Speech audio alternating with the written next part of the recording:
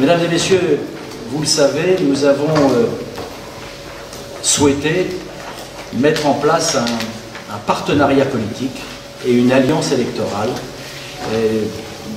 permettant de rassembler la droite nationale, car nous sommes à la croisée des chemins. Nous sommes réellement à la croisée des chemins. Jean-Marie Le Pen vous en parlera probablement tout à l'heure aussi. Dans toute l'histoire du courant national, il y a comme ça des périodes, des événements où tout peut arriver pour le meilleur ou pour le pire. Et la disparition de notre famille nationale n'est jamais totalement impossible. Cela dépend de nous. Et c'est de cela dont nous allons parler aujourd'hui. Donc nous avons le plaisir de recevoir le président de Civitas, Alain Escada, qui se joint à nous aujourd'hui.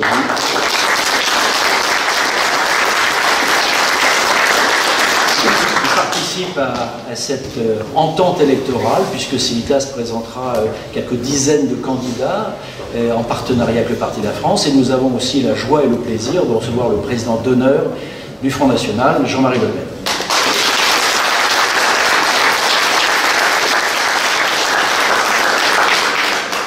Je passe maintenant la parole à Alain Escada, le président de Civitas.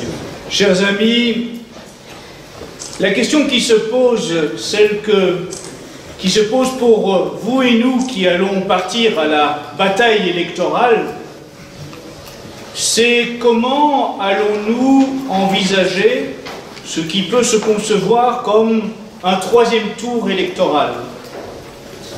Allons-nous l'envisager avec désespoir au vu des résultats de l'élection présidentielle et de la situation générale, ou allons-nous voir ce troisième tour avec force, énergie et sursaut pour défendre et sauver la France?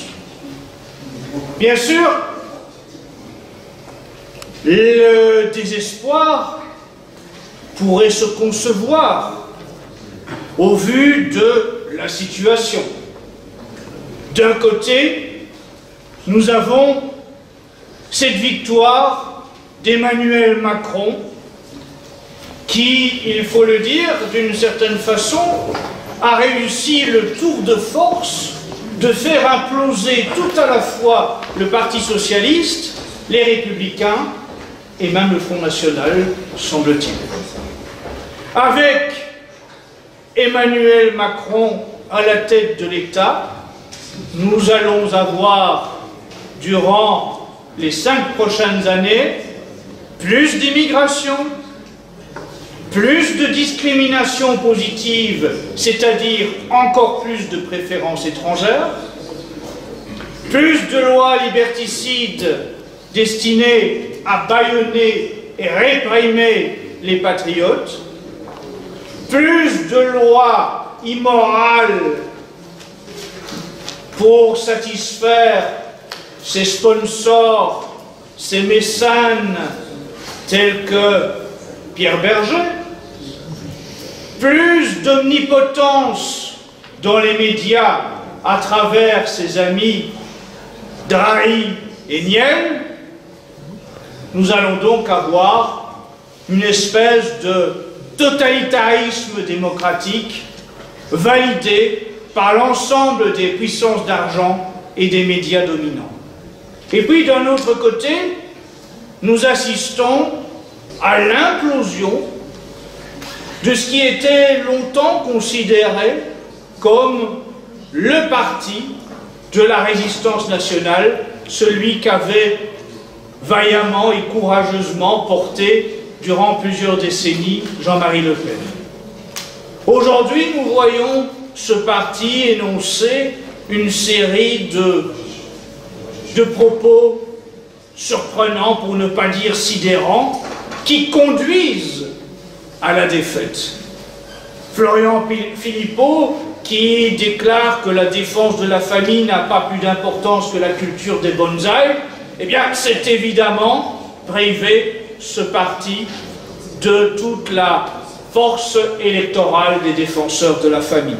Sophie Montel, qui prétend qu'il faut sacraliser l'avortement, c'est évidemment couper le Front National de tous les relais pro-vie. Gilbert Collard, l'avocat franc-maçon qui déclare face à des organisations juives et les micros des médias réunis pour une conférence de presse que lorsque Marine dit la France aux Français, elle pense la France aux Juifs, c'est évidemment amener les patriotes à se poser beaucoup de questions sur la finalité de cette aventure électorale. Voir Nicolas B partir en pèlerinage, non pas à Saint-Jacques-de-Compostelle, mais à Yad Vashem, c'est se demander qui sont les maîtres aujourd'hui au sein de ce parti. Et finalement, voir Marine Le Pen considérer que le grand remplacement n'est autre qu'un élément de complotisme, c'est se demander si ces derniers mois, elle a emprunté une seule fois une rame de métro dans une grande ville de France.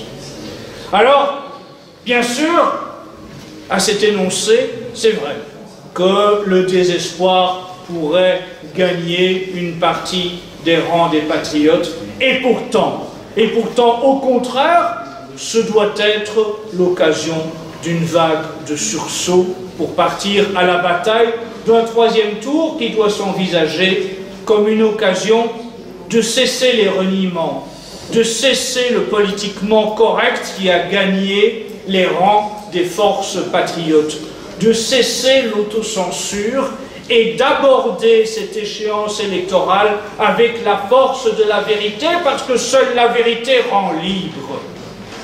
Nous devons être audacieux, nous devons aller à la rencontre des Français, des véritables Français du pays réel, et non pas chercher à séduire les médias par des reniements et du politiquement correct, car les médias sont nos adversaires, sont toujours avec les puissances d'argent et la préférence étrangère.